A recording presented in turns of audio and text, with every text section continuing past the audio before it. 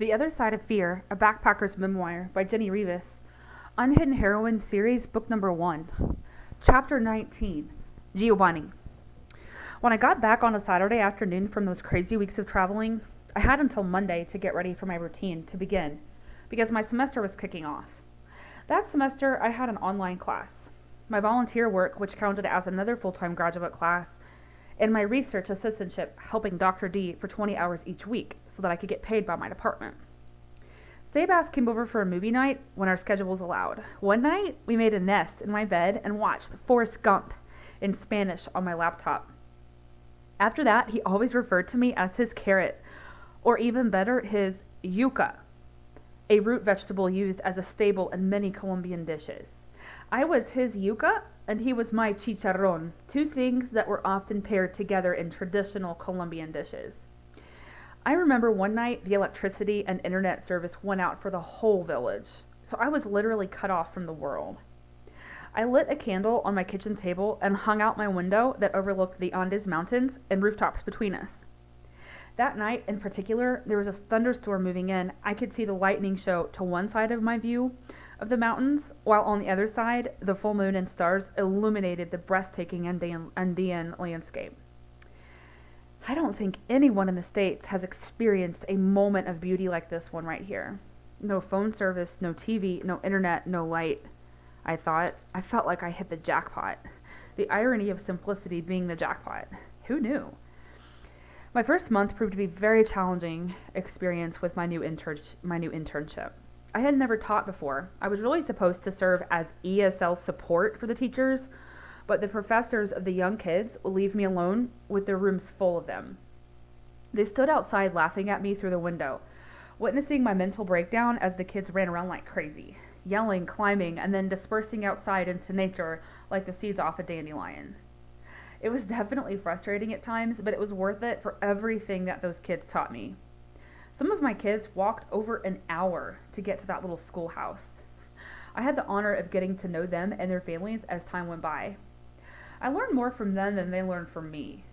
The life I lived for a week with Sebas in Santa Marta for a week was 100% different than my life in Jardín. It took me a few days to recover psychologically from bending my mind so hard on vacation and from my coke binge.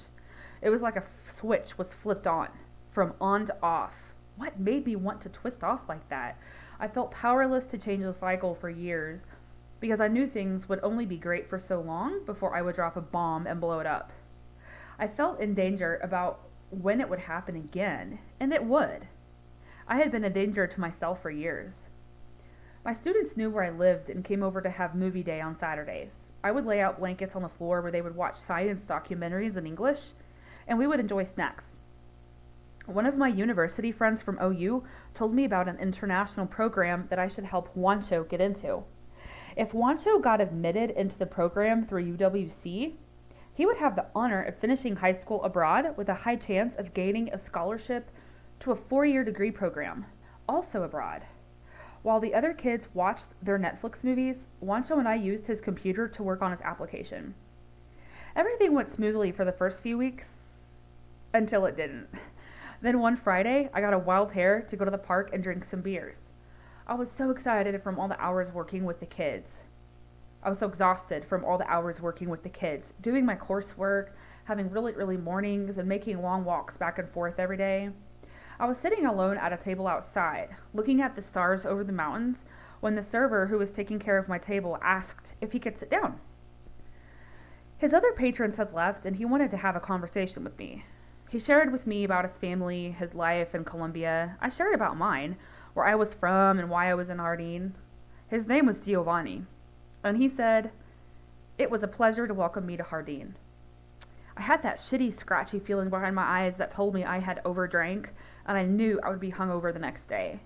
I was starting to slur and feel sloppy, and I hated that feeling.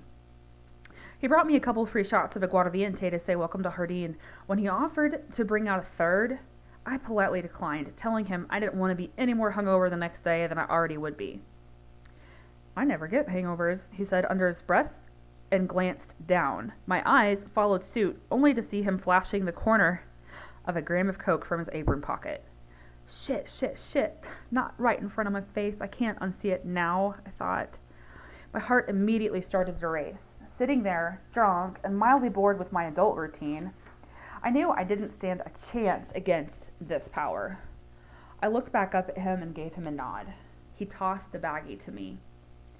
"Take that girl to the bathroom and see if you like what she does," he joked, although he was very serious. There was nobody else around at the moment. "But remember what you promised to say, Bass." I heard the desperate voice in my head starting to speak sense. I sat there looking at the gram in my hand, feeling my palms sweat underneath it. "Just this one time, just because I got too drunk. After tonight, I will be on my best behavior. Besides, I deserve to fuck off for a night after working so hard." I knew those were all lies, and I knew I was playing with fire. I was just starting my semester. Nobody could know, or I would jeopardize my relationship with the kids in my degree program at OU. The tingle in my gut told me I was putting myself in grave danger. I snuffed it out, and off to the bathroom I went. That one decision set everything into motion for my life to go up into flames. And rather quickly. My intentions of just doing a couple bumps that night to rid myself of intoxication shifted radically into killing several grams together with him while we sat there all night drinking and snorting. One part of me was watching in horror, looking down over the whole scenario, screaming, "Stop! What are you doing?" The other part of me was saying, "Calm the fuck down, it's just one night off. You can wash your guilt off in the shower tomorrow. Nobody except you two will know it happened and you won't do it again." At first, I had thought that coke was only in party places like the coast or big cities such as Medellin. But after I opened the door to it there in Jardín, it was as though a veil was lifted, and I could see how many people were involved with it in some way. It didn't take too long for people to figure out what I was meddling in, and I was surrounded by users, sellers, and town gossipers. I was bombarded by offers to partake every time I went out, even when my intentions were sincerely pure. It didn't take long for it to become a daily habit, and it was common to have some on me at all times. It was so easy.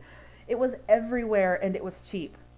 It took away my hunger, my sleep, my drunkenness, all my worries, a magic fix-all. After crossing that threshold, it didn't take long to figure out which faculty members at the school were users, and which of the users bought their coke from the high school students in our classes. Those of us who were users would use together at lunchtime to combat the midday come-downs. We were always tired. Using with other faculty members aided in numbing myself to the possibility of consequences. I had begun to feel invincible, and I was most certainly in denial. My raging curiosity to test out the limits with my new lover was constantly throbbing in the back of my mind. I hadn't been on a total bender since I was 21 and landed myself in rehab. I started testing the limits on benders alone in my apartment on the weekends. After a couple of months living like this, I knew I was in over my head, but I couldn't stop. Things were starting to spin out of control like it had when I was 21. The small mistakes that began to happen quickly transformed into much bigger ones that couldn't be brushed off or explained away so easily. I felt obviously behind in my university-related responsibilities, and I avoided phone calls from loved ones. I still got in my hours for OU, but I started to have conflicts, and not just because of my own personal hell. There was also conflict ensuing with the nonprofit part of my internship hours. Before my addiction had totally taken over, I spent time at my students' houses on the weekends, and after school, experiencing home-cooked food and documenting how people lived their everyday lives. The nonprofit I was working with to get hours toward my master's degree asked that since families trusted me enough to allow me into their homes and share their personal lives, that I make videos recording the things I experienced, with special attention to quote-unquote poverty, so that I could use the videos for fundraising. The owner of the nonprofit said showing that kind of poverty up close and personal could really move their donors to make significant contributions. However, they didn't want to use the donations for the families in the videos, but rather for other projects and other places in Colombia. I felt that was completely unethical, and I was unwilling to exploit the precious people who trusted me enough to come into their homes. I already rocked the boat by telling the nonprofit organization I would not be affiliated with anything related to exploiting others for their fundraising. The only hours I would complete would be the ones I used to translate their webpage, and after that, we would go no further with our relationship.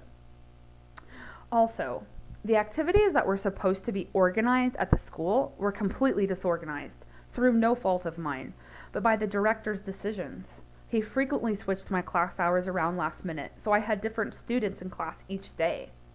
Not one of my students spent time in class with me on subsequent days, so it was impossible to plan daily lessons where they could actually learn something.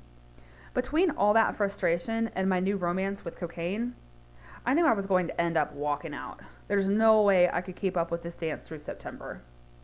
My first near-death experience happened one Friday night after finishing my exhausting work week. Some friends were supposed to come over to party. So on my way home, I got 10 grams of Coke and a half gallon of aguardiente to kick off our weekend. Nobody ended up coming, so I partied by myself, putting back line and shot combos, singing karaoke by myself, writing about things that I had experienced both in the States and in Colombia thus far, and watching documentaries in a medley of other languages. I found the limit to my bender, and it was not as fun as I had anticipated. My solo party became unforgettable when, 30 hours later, suddenly my eyes started twitching like crazy in their sockets. I began sweating profusely, yet I was so cold I thought I might literally be freezing to death. My heart was beating so hard, I swore it was going to fly right out of my chest. My skin was crawling and I couldn't stop shaking. The only person I thought to call was Sherry, since she had worked in the medical field for 30 years. She was at work but answered immediately, and I told her what I was experiencing. "Tell me what you did, Jenny," she demanded. Then came inventory. 1, 2, 6, 7, 8 little bags, 8 grams of cocaine, nearly a half a gallon of aguardiente, and 3 packs of cigarettes. With who? Who did you party with? Did someone slip something in your drink? Are you alone? Are you safe? I was rocking back and forth with my eyes shut, trying to calm the twitching and holding the phone to my ear with my shaking arms. Sia's song Chandelier chimed in the background for my laptop playlist. Party girls, don't get hurt, can't feel anything, when will I learn? I push it down, I push it down. Nobody, just me alone in my apartment, I answered. She took a huge breath. You're probably overdosing. Your body cannot process everything you just did. Start drinking water to help you flush your system and ride out the pain. Hopefully I will see you on the other side. I hung up.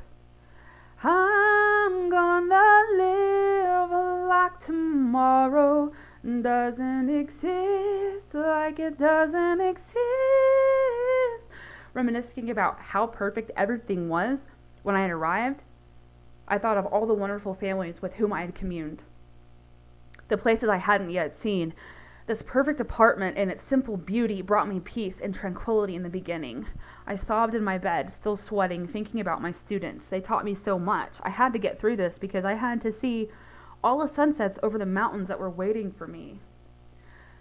But I'm holding on for dear life. Won't look down, won't open my eyes. The pain was unbearable. The pain of my guilt and shame, the pain of this come down spiraled me into a suicidal low so wicked that I would have stuck a pistol in my mouth and pulled the trigger to avoid feeling the depth of it. There was no sleeping it out, no waking up when the worst was over. This was only wide-eyed awakeness with the cold sweats all night long until I heard a knock at my door early the next morning. "Jenny, it's Juan," I heard someone yell through my front door. Fuck. I had forgotten I had made a commitment with my star student Juan to come over Sunday morning and finish his application to do the study abroad program we had discussed. We already tried to meet twice, but I had canceled because of my addiction getting in the way of things. His deadline to submit his things was later that night, so there was no rescheduling. I had to push through. I had been awake for nearly 40 hours.